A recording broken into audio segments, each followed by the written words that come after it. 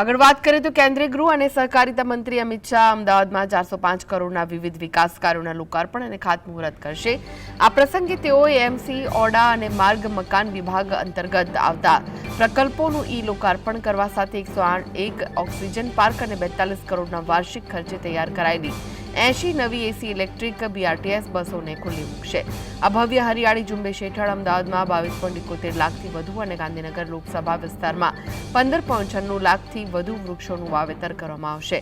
લોકાર્પણ કાર્યક્રમ બાદ અમિત શાહ ગોદાવી કેનાલ, ભાડજ, સરખેજ અને વાડજ વિસ્તારમાં રૂબરૂ જઈને વૃક્ષારોપણ કરશે। સમગ્ર વૃક્ષારોપણ અને તેના જતનની કામગીરી આઈટીસી, ઇન્ડિયા, શીતળ ઇન્ફ્રાસ્ટ્રક્ચર અને ઓટોમોબાઈલ ડીલર્સ જેવી જાણીતી એજન્સીઓના સહયોગથી હાથ ધરવામાં આવશે।